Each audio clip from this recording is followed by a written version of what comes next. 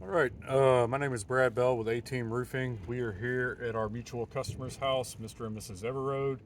Today's date is 1/30/24. The temp outside is 58 degrees, so the temperatures are ideal for a repair attempt. I have annotated the damaged shingle that was acknowledged during the adjuster meeting previously. Right here, I've outlined the shingle that needs to be removed and to be replaced. In order to remove this one shingle here, the shingle directly above it,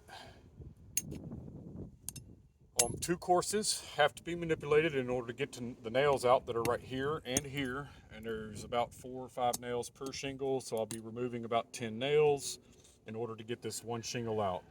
What we're looking at is currently, you will notice that all of the tabs are currently sealed in place, that there is no other damage directly above this shingle. 1, 2, 3, 4, 5 shingles will be manipulated in some sort of gentle fashion in order to get this shingle out and put a new shingle in place during this repair attempt. Again, there's currently, all shingles are currently sealed down firmly. There's a little loose shingle there, but the tab is firmly in place. So what I'll do now is I will begin by unsealing this shingle. I will take my standard roofing bar, which has a nail slot here, and slide it under the shingle.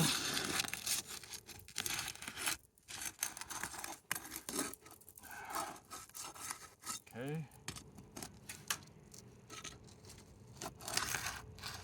All right, I'd like to annotate that already a shingle has torn right here just in putting the pry bar, roofing bar, to unseal the sealant strip right here.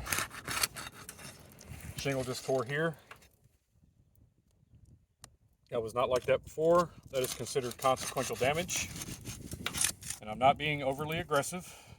I'm just sliding it in just enough to break this sealant strip here.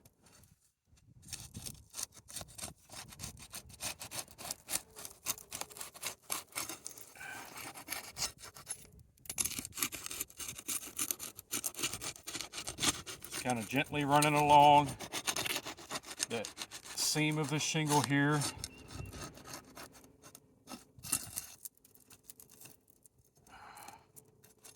Another tear right here.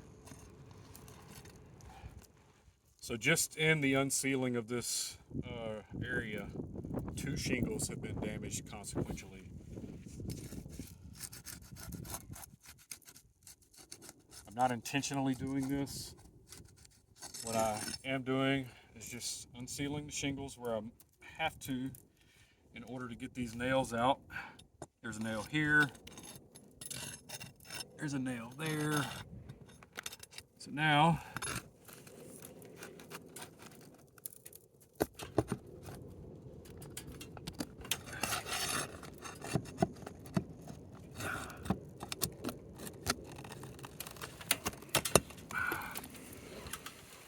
one nail.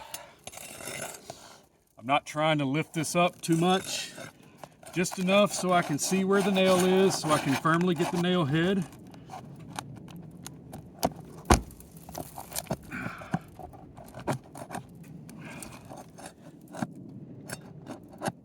These nails don't really want to come out.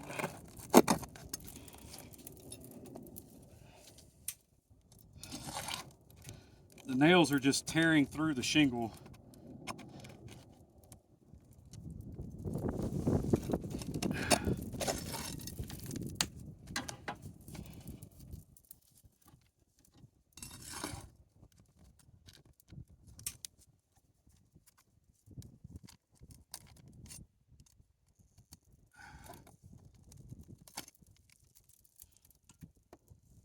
All right, there's one.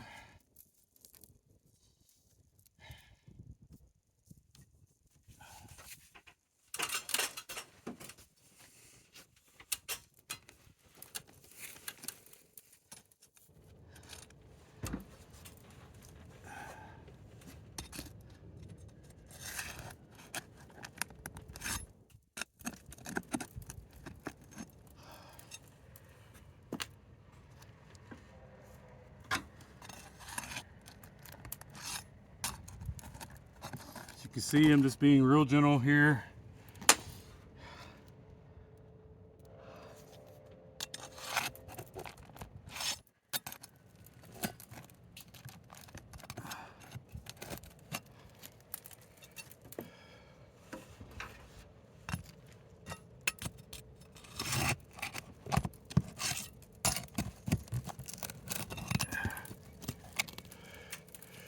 The shingle's just tearing.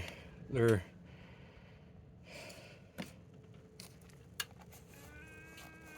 even with just removing of the nails. Where is it? All right.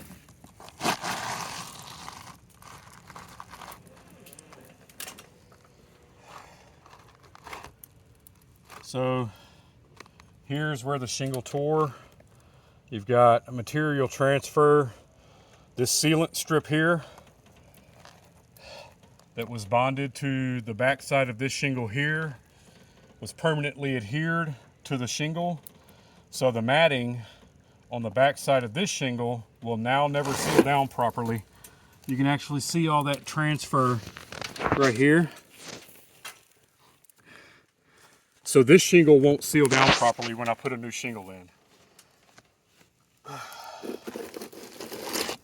Set this to the side.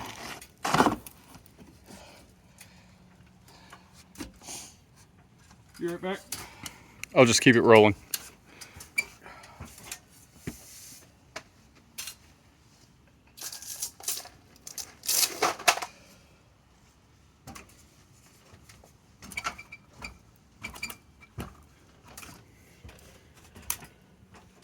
We were able to pretty easily identify this shingle.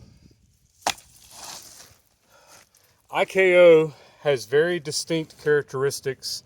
They're the only shingle on the market that has an identifiable straight up and down horizontal or vertical tab. Most of your tabs on an architectural system have some sort of flare. These IKOs are perfectly square. You'll also notice on the back of the shingle itself, it's labeled with a PX. This shingle clearly states that it is an IKO. So we have the correct brand of IKO. This was obviously produced in a different manufacturing facility because it has a DHA.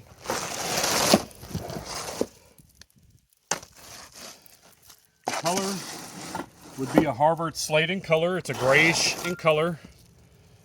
There's an obvious difference between a new shingle out of the package compared to the old shingle that's been beaten up and worn down by UV rays, along with a little bit of granule loss.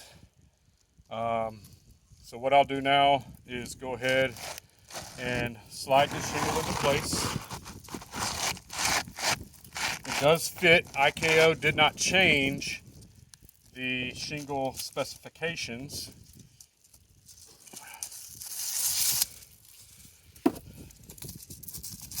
They did do a granule change, so the chemical makeup and the aesthetic of the shingle itself is not a exact match, does not appear to be a uniform in appearance repair. If we were to complete all of these repairs across our mutual customer's home, their roof would look like a checkerboard, along with the consequential damage that is occurring. If you can remember, this tab right here was perfectly sealed down when I began the repair attempt, and just in the general removal of this shingle right here, the tab has become delaminated. The delaminated tab over time will begin to flap, will crease, will look like it present itself as if storm damage. So now this shingle would need to be replaced along with this shingle that tore. Now we're going to nail the shingle in place.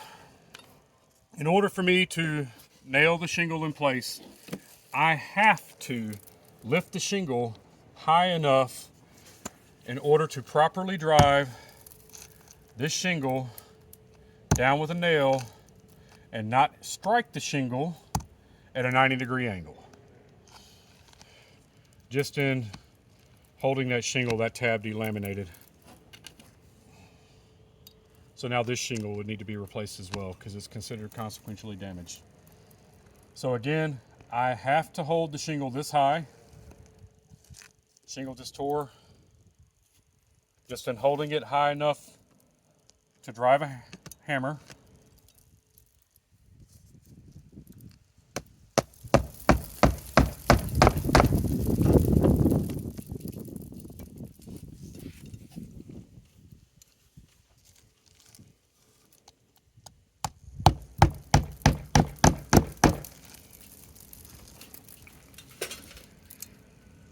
That tab just popped.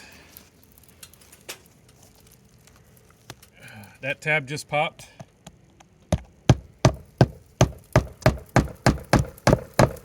I mean, I'm hitting my finger as I was striking it to try to prevent damage from occurring.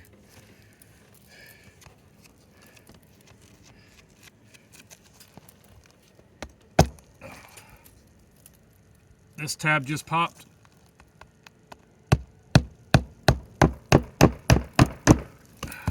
You can hear the granules coming off with each strike of the hammer. Granules are the life of the shingle. They are what protects the matting itself and allows the shingle to properly shed water.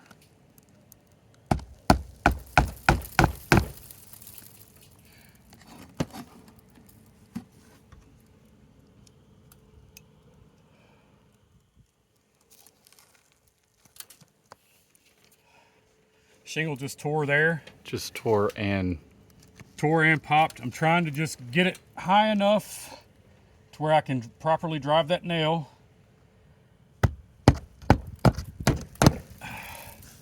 So we've got a tear there, delaminated tab there.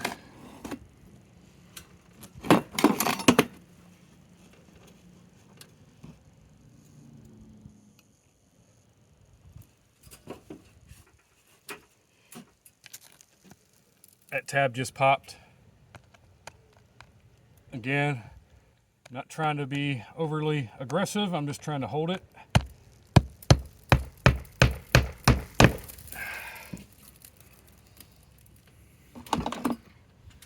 Okay, so every tab that delaminated,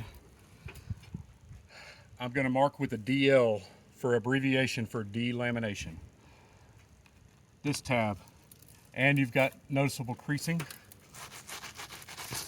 I'm just going to gently wipe my hands across the surface of this, simulating a light rain. These creasing were not here before the storm, except in this one that we removed. So you've got a delaminated tab, delaminated tab, delaminated tab, delaminated tab. That one's starting to, but not quite. That one's delaminated. That's delaminated. That's delaminated. That's delaminated. That's delaminated. So all 5 shingles that directly were above this shingle have been damaged consequentially. I will now go through in every tear. I will annotate with a T. Here's a tear here.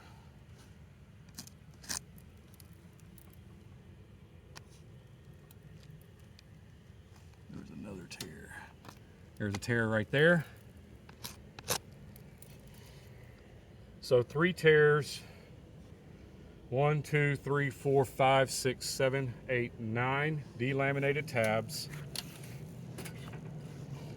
I will now write a C above everywhere that has a noticeable crease. There's a C here. There is a C here. There's a C here. And a C here. So all of the shingles were either directly and consequentially and physically damaged during the repair attempt, and now these shingles should be addressed.